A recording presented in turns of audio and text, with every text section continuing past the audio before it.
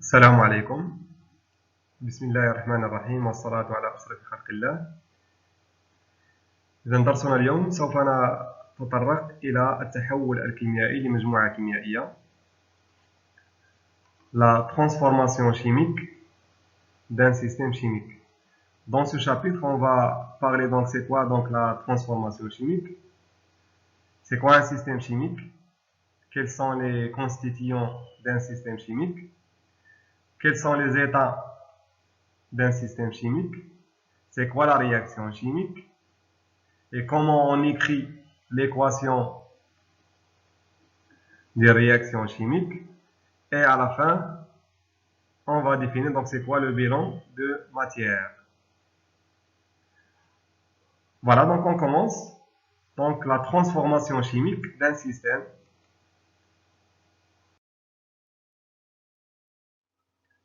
Donc on commence avec le premier paragraphe, la modélisation de la transformation chimique.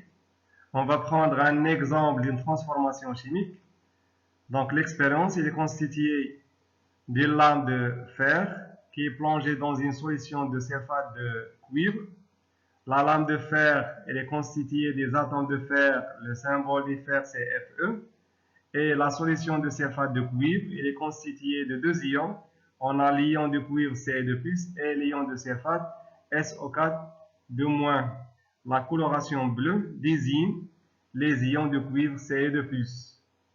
إذا في هذه التجربة نغمر صفيحة من الحديد في محلول كبريتات النحاس.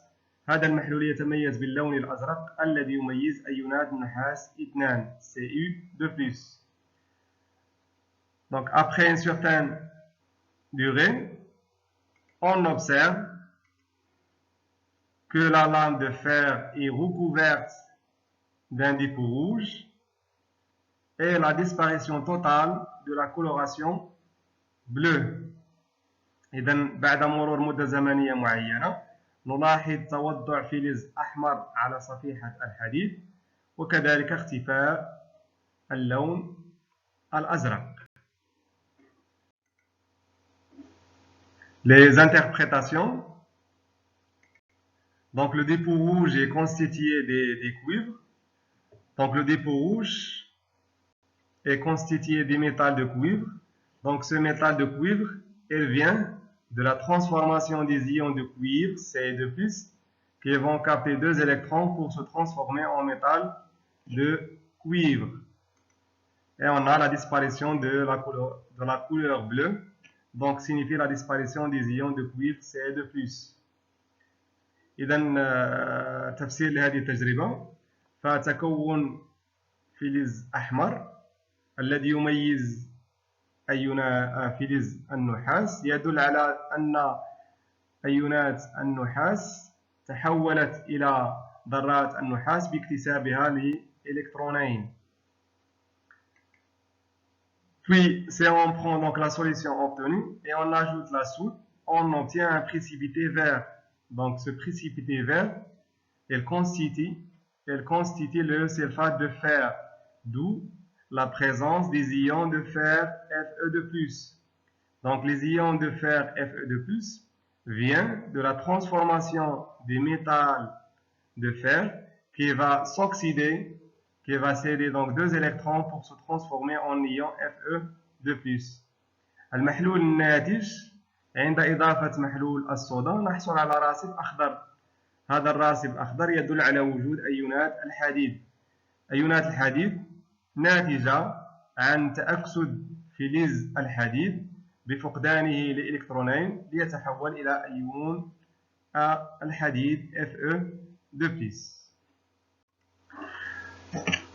Donc cette expérience montre qu'il y a une transformation chimique entre le métal de fer et les ions de cuivre Ce2+,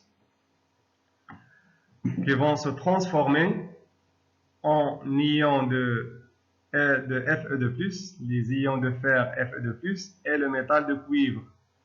Les espèces chimiques qui se trouvent au début de cette transformation, on a le fer et on a Ce2+, et à la fin de la réaction, on a le métal de cuivre, Cu, et les ions de fer Fe2+.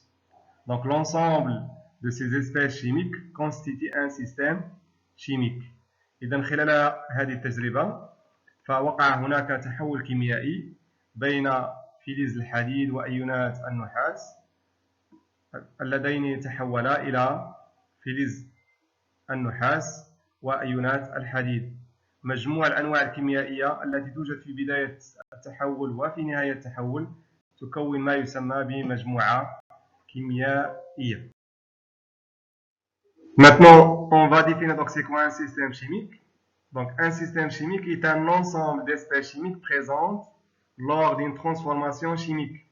Donc les espèces chimiques qui se trouvent au début et à la fin de la transformation chimique constituent un système chimique. On peut décrire un système chimique par la nature et la quantité de matière de chaque espèce présente. La nature d'une espèce, est-ce qu'il constitue un atome ou un ion ou une molécule. La quantité de matière, donc c'est l'espèce chimique un solide. Donc si on connaît donc sa masse, on peut déterminer sa quantité de matière. La quantité de matière est égale à la masse divisée par la masse molaire. Et si on connaît donc la concentration d'une espèce chimique qui peut être un ion, on peut déterminer donc sa quantité de matière. Donc la quantité de matière d'un ion, c'est la concentration multipliée fois le volume. Et puis donc, il faut déterminer l'état physique de chaque espèce chimique. Est-ce qu'il est solide, ou bien liquide, ou bien gazeux, ou bien est-ce qu'il est en solution aqueuse, comme les ions. Donc les ions qui se trouvent dans une solution, son état physique est aqueuse. Et il faut déterminer donc la température T et la pression P du système chimique. Puis donc on détermine donc les états d'un système chimique. Donc un système chimique, lors de sa transformation chimique, passe d'un état qui s'appelle un état initial vers un autre état qui s'appelle un état final. Entre l'état initial et l'état final, on a un état qui s'appelle l'état intermédiaire. إذن المجموعة الكيميائية خلال التحول الكيميائي فهي تنتقل من حالة تسمى بالحالة البدئية إلى حالة تسمى بالحالة النهائية.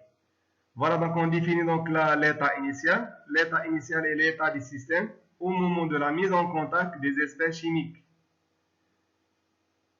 إذن الحالة البدئية هي الحالة التي تكون عليها المجموعة عند وضع الأنواع الكيميائية في بداية التحول الكيميائي. L'état intermédiaire est un état quelconque du système entre l'état initial et l'état final. Et le dernier état, c'est l'état final.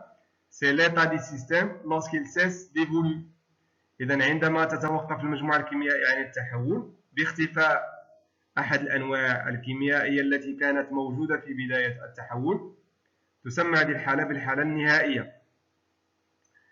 Et la transformation chimique a lieu quand un système chimique évolue depuis un état initial vers un état final. Donc la réaction chimique, donc c'est quoi donc la réaction chimique? Donc les espèces chimiques qui se trouvent au début de la réaction, elles s'appellent les réactifs. Et les espèces chimiques qui se trouvent à la fin de la réaction, elles s'appellent les produits. إذن التفاعل الكيميائي مفهوم التفاعل الكيميائي. إذن الأنواع الكيميائية التي تكون في بداية التحول الكيميائي تسمى بالمتفاعلات، والأنواع الكيميائية التي تكون في نهاية التحول تسمى بالنواتج. Donc les espèces chimiques initialement présentes sont appelées les réactifs et les espèces formées sont appelées les produits. La réaction chimique modélise la transformation chimique suivie par un système chimique en se limitant à l'étude des réactifs et des produits. إذا التفاعل الكيميائي هو نمذجة للتحول الكيميائي لمجموعة كيميائية، ولكن التفاعل الكيميائي ندرس فيه فقط المتفاعلات والنواتج. Maintenant, donc, on va définir c'est quoi l'équation des réactions chimiques. Donc, l'équation des réactions chimiques est l'écriture symbolique des réactions chimiques.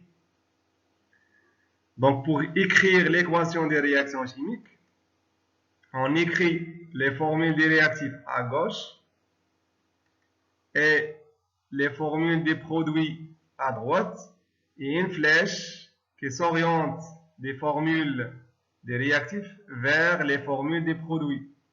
Donc, il indique le sens de la transformation. Oui, donc l'équation chimique doit traduire la conservation des éléments chimiques en nature et en nombre et de la charge électrique entre les réactifs et les produits. Pour cela, des nombres appelés des nombres stoichiométriques sont placés devant les formules des réactifs et des produits.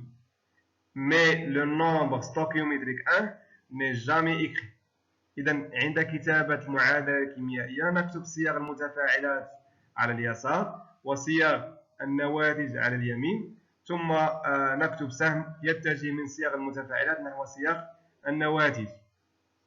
بعد ذلك نقوم بموازنة المعادلة الكيميائية، نوازنها من حيث العناصر الكيميائية من حيث العدد ومن حيث الطبيعة. إذا كل عنصر كيميائي يجب أن يكون نفس العدد في المتفاعلات وكذلك في النواتج.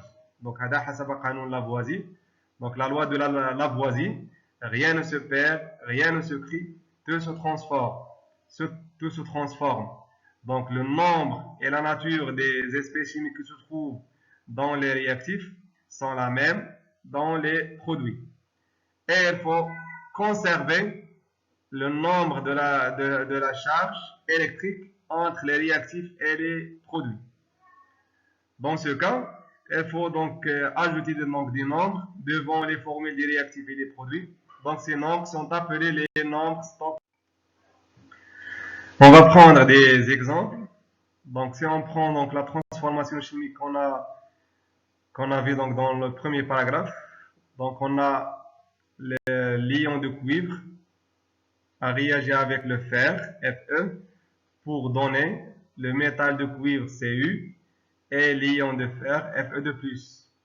Donc si on vérifie donc l'équilibre, la conservation des éléments chimiques et de la charge entre les réactifs et les produits. Donc pour l'élément chimique de cuivre, on a un élément dans les réactifs et un élément dans les produits. Et la même chose pour le fer dans les produits et dans les réactifs. Pour les charges, donc on sait qu'un atome, sa charge est nulle. Donc le fer, c'est un atome, il est électriquement neutre. Donc sa charge est nulle, donc c'est 0. Et pour le cuivre, on a plus 2. Donc la somme de la charge pour les réactifs, c'est plus 2. Et la même chose pour les produits. Donc on a plus 2. Donc la première équation, donc il est équilibré. Si on prend donc la deuxième équation, on a Fe2O3 plus 2 plus l'aluminium.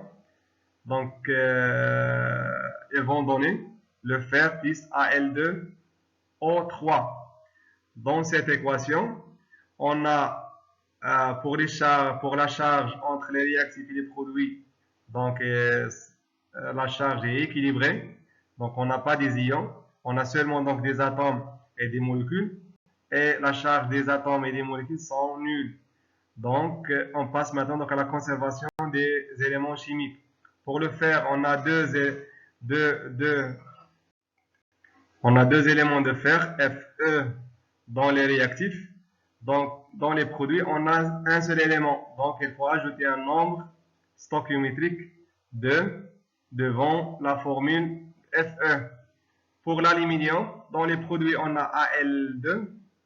Dans ce cas, il faut ajouter un nombre stoichiométrique 2 devant la formule d'aluminium dans les réactifs.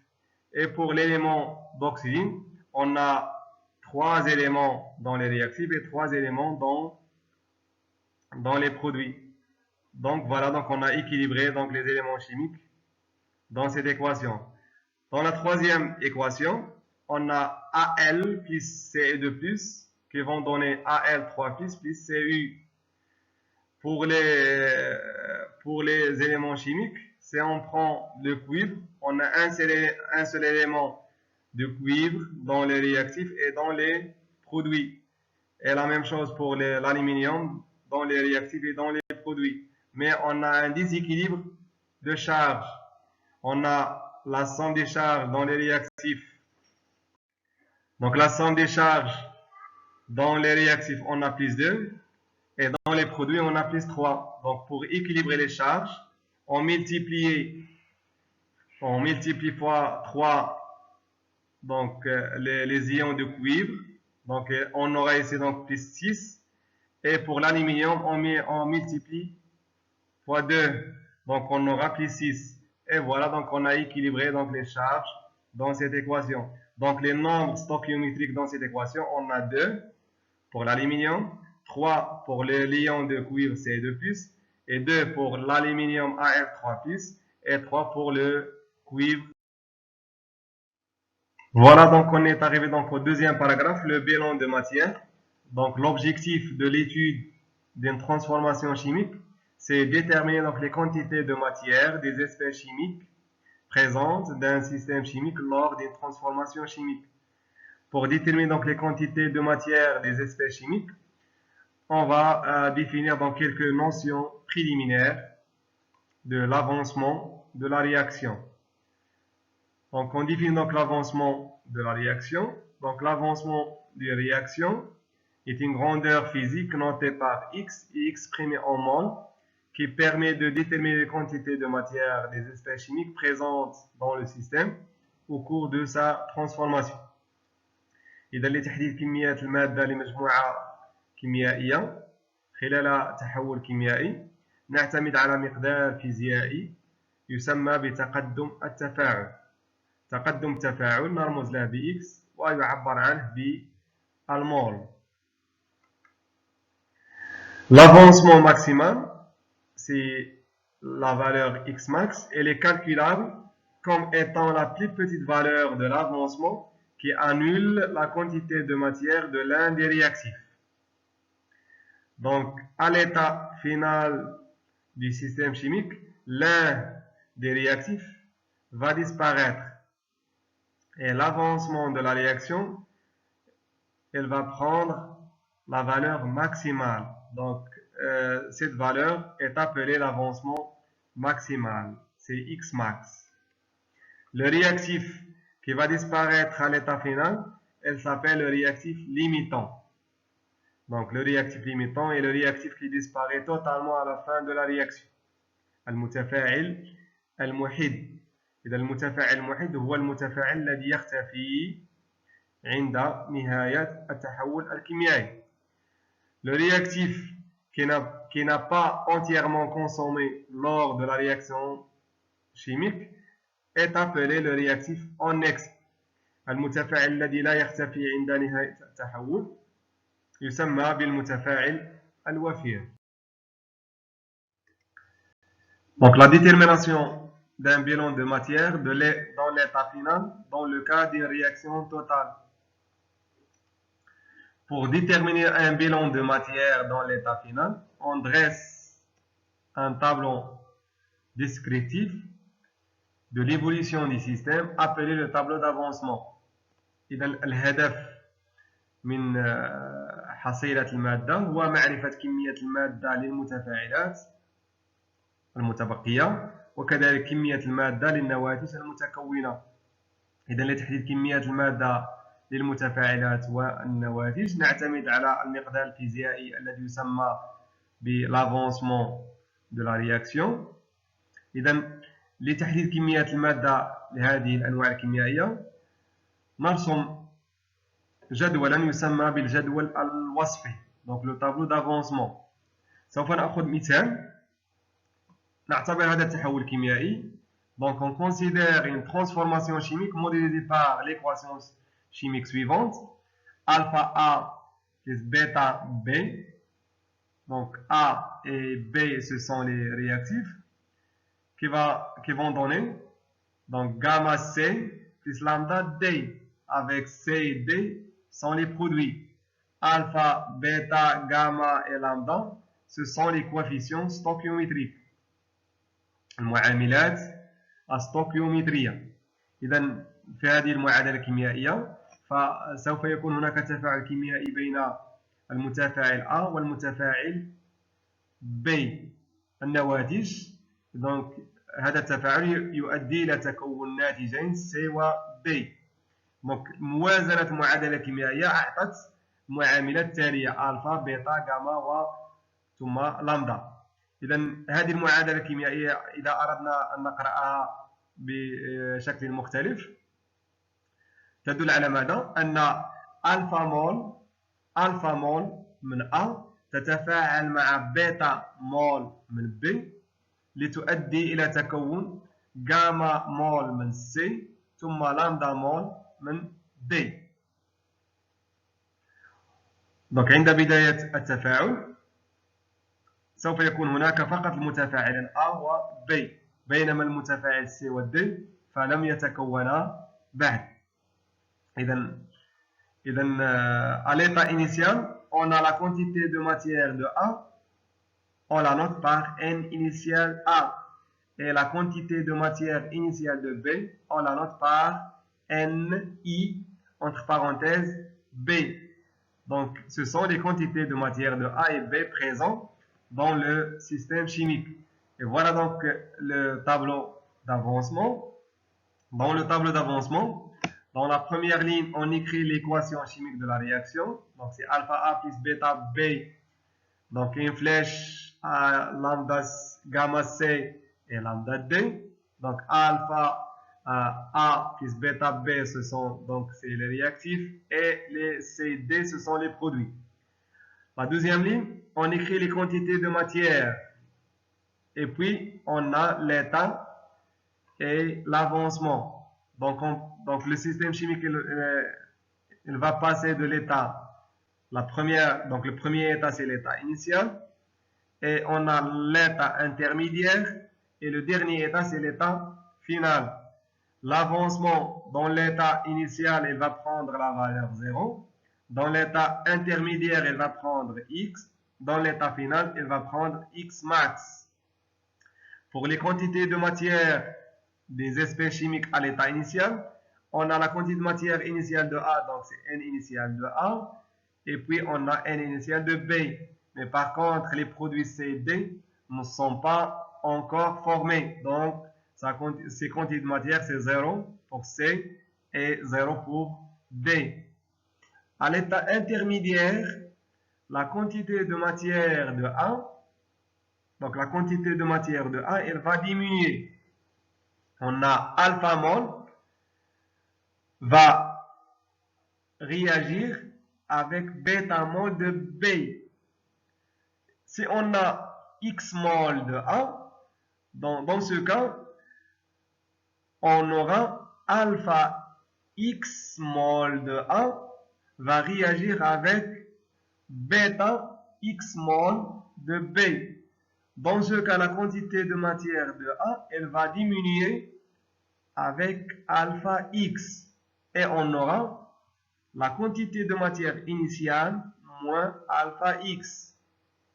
Et pour B, sa quantité de matière va diminuer de bêta X. Donc on aura N initial de B moins bêta X. Et on a la formation, donc alpha X va réagir avec bêta X pour donner gamma X de C et lambda X de D. La formation de gamma X de C et la formation de lambda X de D. Ça, c'est pour l'état intermédiaire. Pour l'état final, l'avancement, il va prendre la valeur maximale. On va la noter par X max. Dans ce cas, on va remplacer X par X max. Donc, la quantité de matière de A, c'est N initial moins alpha X max. Et pour B, donc c'est N initial de B moins bêta X max. Pour C, c'est gamma X max. Et pour D, c'est lambda X max.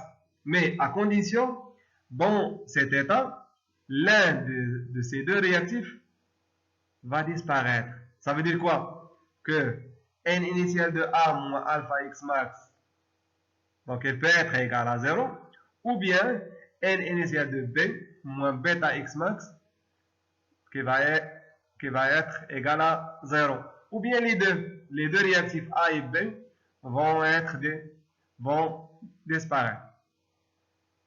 Voilà donc بالنسبه للجدول الوصفي. اذا الجدول الوصفي دونك دائما لورغانيغرام ديالو دونك دائما تيكون بهذا الشكل هذا. اذا في لا بروميير لين تنكتبوا المعادله الكيميائيه، في لا دوزيام لين تنكتبوا دونك كميات الماده ديال الانواع الكيميائيه اللي غتكون عندنا بالمول، ثم الحاله ديال المجموعه. اذا عندنا الحاله نعتبر فقط 3 حالات: الحاله البدئيه، ثم الحاله الوسيطيه او الحاله البينيه، واخيرا الحاله النهائيه. اذا في الحاله البدئيه فالتقدم ياخذ القيمه 0، في الحاله البينيه فالتقدم ياخذ x والقيمه x، والحاله النهائيه التقدم ياخذ x ماكس. بالنسبه للحاله البدئيه فالمجموعه الكيميائيه كانت تتكون فقط من المتفاعلين A و B. اذا حنا كما قلنا بالنسبه للحاله البدئيه سي لا ميز اون كونتاكت دي دو رياكتيف A et B. اذا غتكون عندنا كميه الماده ديال A وكذلك كميه الماده ديال B. اذا كان A فهو أيون يوجد داخل محلول، إذا بمعرفة تركيزه وحجمه نحدد كمية المادة. إذا كان جسما صلبا بمعرفة كتلته نحدد كمية مادته. نفس الشيء بالنسبة للنوع الكيميائي B.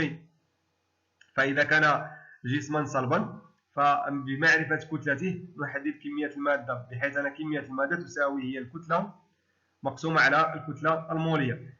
بينما بالنسبة للنواتج فلم تتكون بعد، وبالتالي فكمية مادتها في الحالة البدئية فهي منعدمة. إذا بالنسبة للسي يساوي 0 والدي يساوي كذلك 0. في الحالة البينية إذا من خلال المعادلة الكيميائية قلنا أنه ألفا مول سوف تتفاعل مع بيتا مول. إذا افترضنا أن كمية المادة المتفاعلة هي إكس، التقدم هو إكس. إذا فكمية المادة المتفاعلة من A فغتكون هي ألفا إكس. إذا كمية المادة المتفاعلة هي ألفا إكس. إذا كمية المادة التي سوف تبقى هي ماذا؟ هي كمية المادة البدئية اللي هي N إنيسيال ناقص ألفا إكس. ألفا إكس من A سوف تتفاعل مع بيتا إكس من B، وبالتالي فكمية المادة للنوع الكيميائي B في الحالة البينية سوف تنقص بواحد القيمة اللي هي بيتا إكس. إذا كمية المادة البدئية اللي هي N إنيسيال دو B موان بيتا إكس. ألفا إكس تتفاعل مع بيتا إكس يؤدي إلى تكون ماذا؟ تكون جاما إكس من سي، وكذلك لامدا إكس من دي.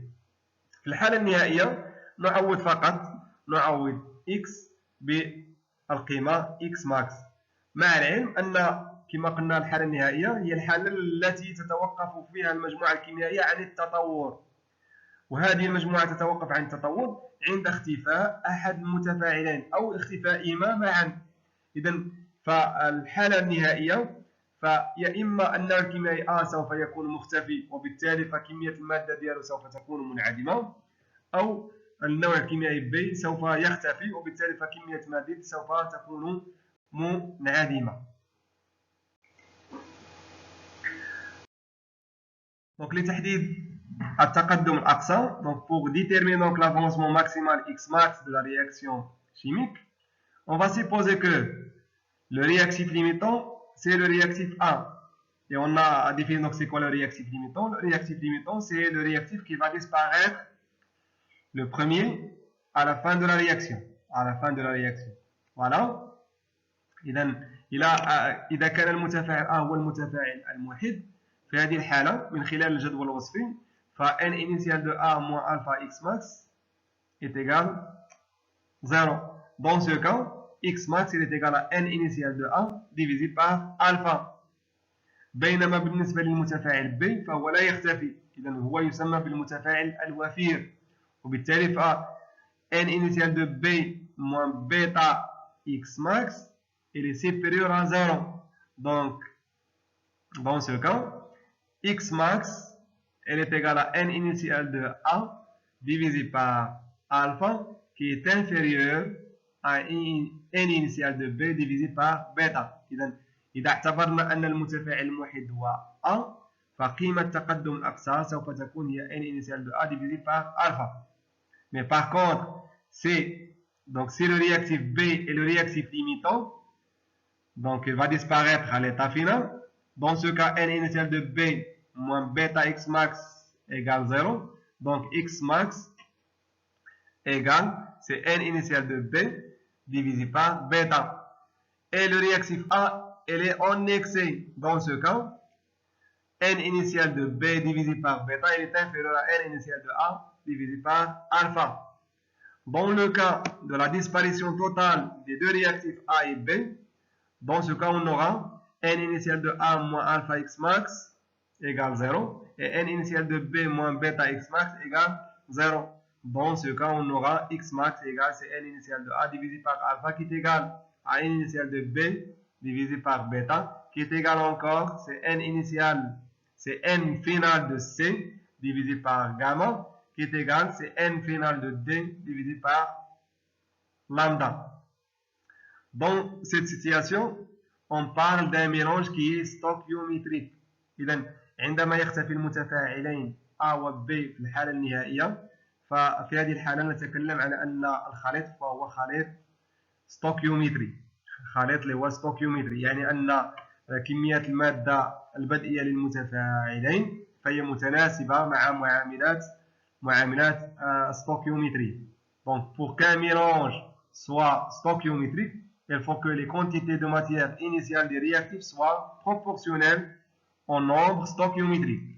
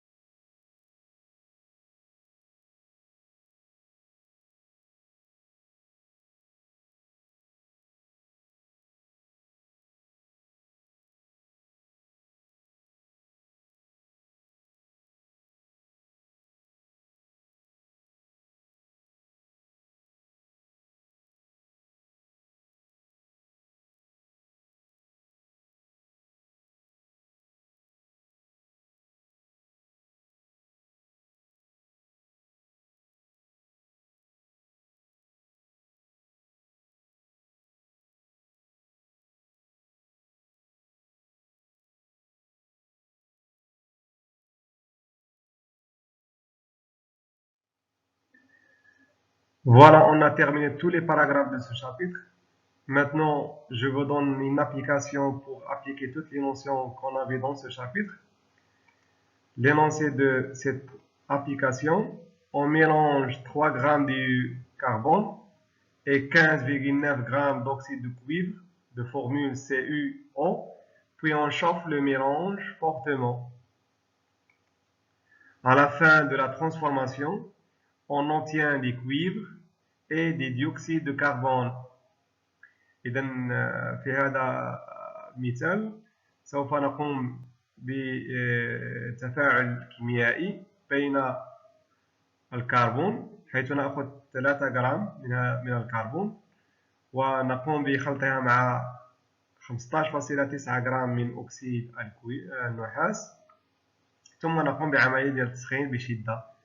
في نهاية التحول الكيميائي نحصل على النحاس، عنصر النحاس le cuivre، وكذلك dioxyde de carbone تناول أكسيد الكربون. La première question, écrire l'équation de la réaction. La deuxième question, déterminer les quantités de matière des réactifs à l'état initial. La question C, dresser le tableau d'avancement. La question D, en déduire le réactif limitant ainsi l'avancement maximal. La question 1, représenter graphiquement l'évolution des quantités de matière du système en fonction de l'avancement. Dans cette question, on va représenter les quantités de matière des réactifs et des produits en fonction de l'avancement X. Donc, d'après le tableau d'avancement, on a la quantité de matière de chaque espèce chimique du système, elle est en fonction de l'avancement. Donc, on va prendre l'état intermédiaire. Et la dernière question, donner le bilan de matière du système à l'état final. Pour l'avancement maximal, quelles sont les quantités de matière de chaque espèce chimique présente dans le système. Voilà, donc c'est la fin de ce chapitre. Je vous souhaite bonne chance.